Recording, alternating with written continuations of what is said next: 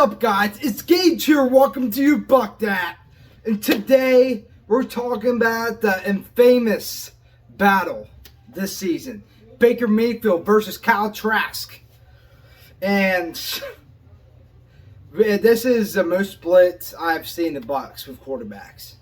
The last time I've really seen this in recent history, this divided, probably was Joe Flacco versus Lamar Jackson back in 2018.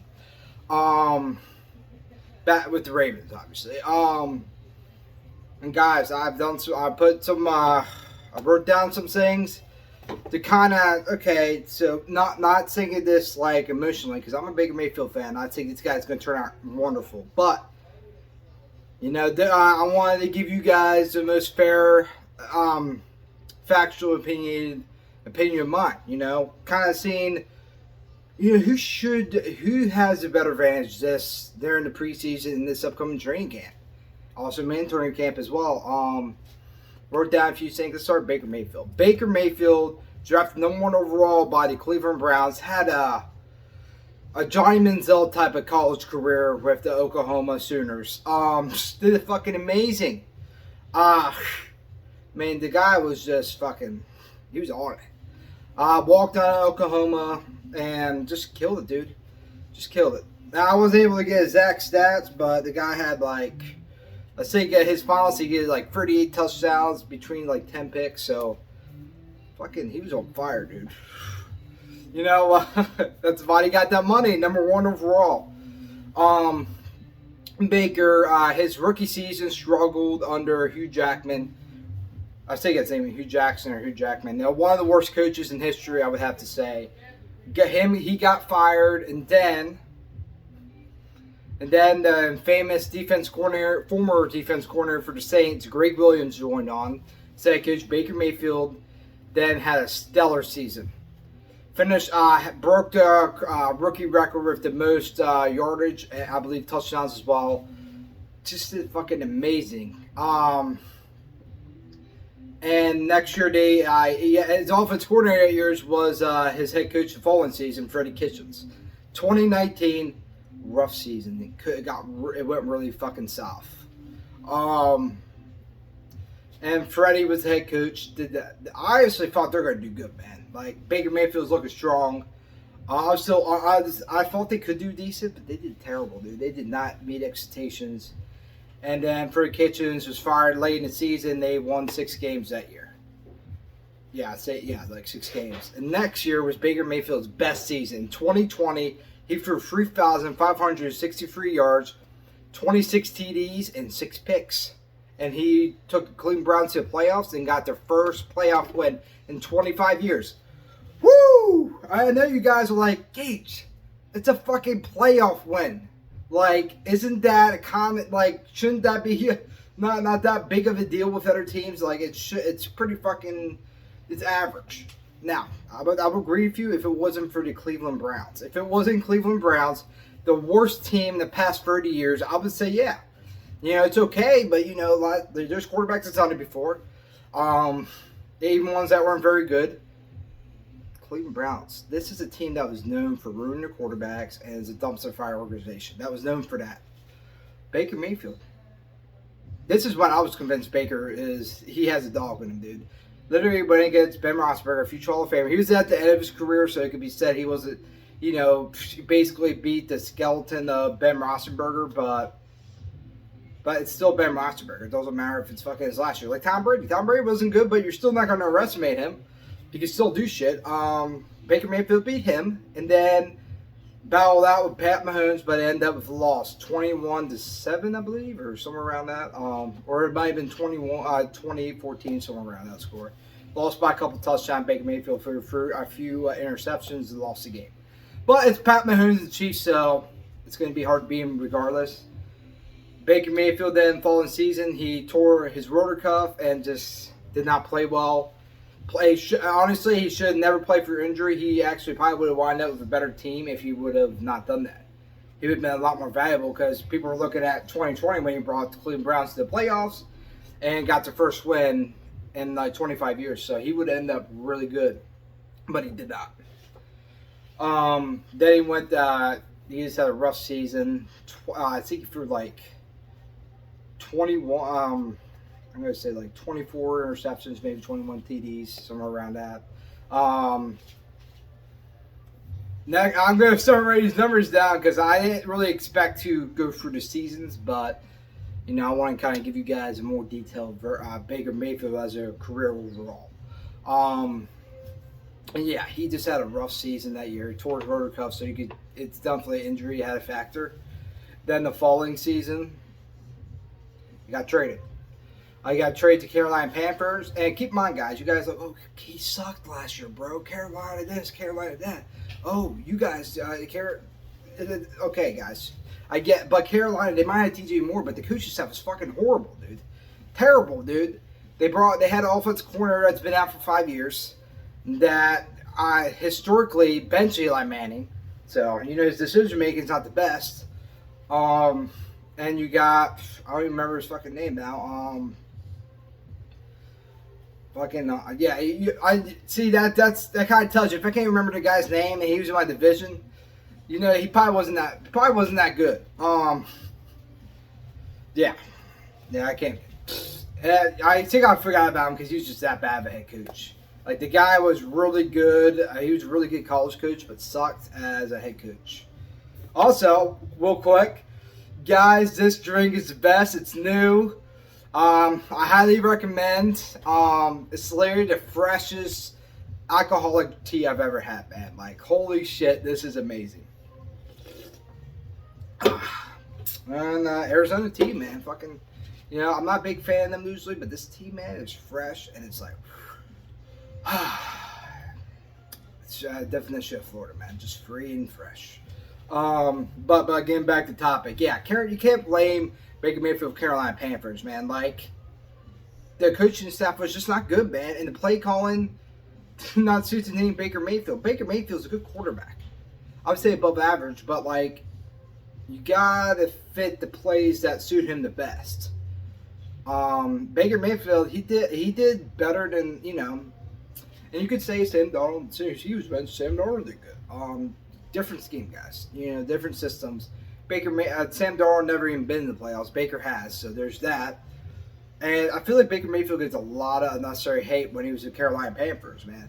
Obviously, he didn't do well, but let's keep in mind, it's Carolina. Like, they're not that good. It's not that good. So, I give Baker Mayfield past the Carolina Panthers. There's some concern. Like, could that happen again? Possible, but Baker Mayfield didn't really have too many weapons. Offensive line sucked. The only weapon he really had was TJ Moore, who was pretty phenomenal, who just got traded to Chicago Bears. But they got young, so hopefully that works out for him. Or not, either way. And then he got traded, then he got released and picked up by the Rams. And within a little less than a week, he played in a Thursday night game and won. Made a comeback victory against the Raiders and fucking won, guys.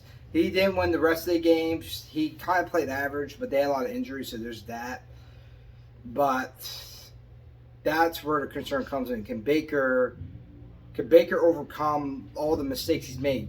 Can he avoid those? Can he play to up his potential that he's had since he was the number one overall pick? There's concerns. He didn't play at the end. He didn't play very well with the Rams. He did have that really good Monday night game, but other than that, he struggled. Now, there's injuries on the offense, so I'll give it that, but can Baker Mayfield do this? Overall, Baker Mayfield, I like a lot. This is the best team he's ever played on. I have to give Cleveland the upper head, the running back room. I think Rachaad White's going to turn out great, but he's still unknown quantity. You've seen flashes last year, but we'll see how it goes this year. And he has Chase Edmonds and Tucker, who some of you guys might have heard of. At least new viewers. The ones that have been paying attention to the Buccaneers signings. Tucker, who from Syracuse had a phenomenal season, or career I should say, but got an injury, and that's why he wasn't drafted. He would have been a high pick if he wouldn't have had that injury. I believe I'm not sure if it was spinal or a back or something like that. It was a pretty significant injury. That's why he's not even available until training camp. There's a reason the Bucs are willing to wait for him, because undrafted free agents don't get that luxury unless they see something in them. that they want to see. That's special. So Tucker, so our running back was looking pretty good. But Cleveland had the advantage there. But overall, the Bucks, I think, have a top 10 defense. How they built it this year, and they obviously have the top offense: Mike Evans, Chris Godwin, and Kate Otten, who's our starting tight end, who did phenomenal last season. Long as Baker can play his potential, this is a playoff team. If Baker starts, which I think he will. Kyle Trask. This is a guy I think has a great resume, but is not very. He's not like a player you notice in the locker room or a person. You know, he kind of reminds me of, just not as exciting. He's like reminds me of a Kirk Cousins. You know, this is that personality. He doesn't really stick out too much, unless he like. You know, that's. You know, actually, Kirk Cousins does stick out a little bit. It's hard not to. I guess. You know, he's kind of like his predecessor, Blaine Gabbert. Just not a very noble guy. High pick, but you really question if he should have really been there. You know, teams might have reached up too soon. I believe that's the case for Kyle Trask. He had a great college career. 4,200 yards, 38 touchdowns, I believe 6 or 8 picks. He had pretty good. The season before, he had 2,500 yards, 25 TDs, and 8 picks. Not bad. You know, that's when he really started. But you got to keep in mind, he's first round talents. Kadarius Toney, Kyle Pitts. I'm probably missing 1 or 2 other guys, but he's round talent.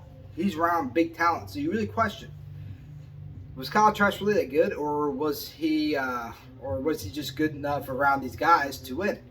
That's my question. I don't like to look at the helmet, but let's be honest. There's some Gators. I can't remember the last successful Gator in history. And the Gator that comes to mind is Tim Tebow. And while Tim was a great college player, but he didn't play well.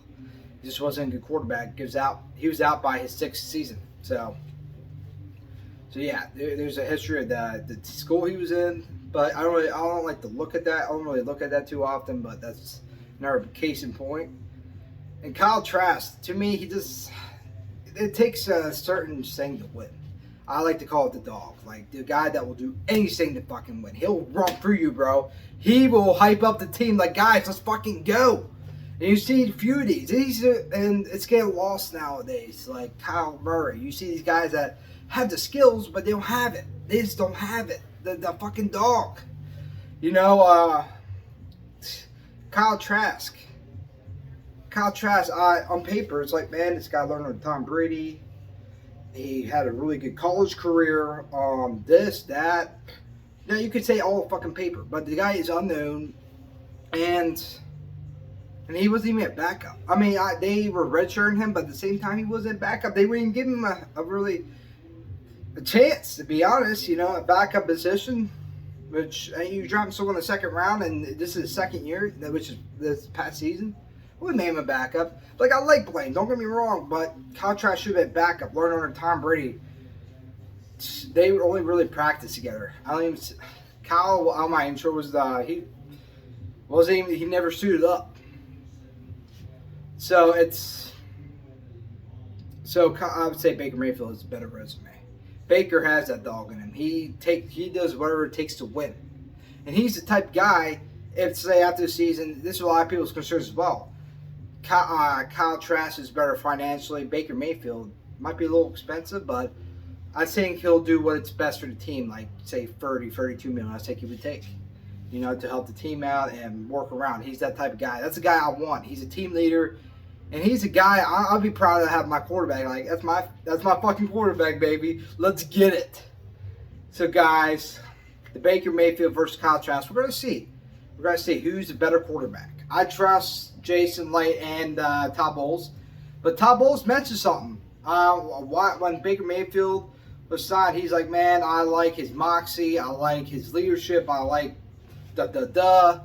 He actually mentioned in a recent interview, I think it was about a week or 2 ago, he's like, I want a quarterback that has moxie. Yeah, it rings a bell, Baker Mayfield. So there might be little tips. There's been little signs that they're leaning towards Baker Mayfield. So Baker Mayfield, to me, I think is going to get the job. I think he's a better quarterback. But we'll see. Preseason's coming up and training camp's going to be coming up, so stay tuned. Hope you guys enjoy this video. Like and subscribe, and hope you buck that.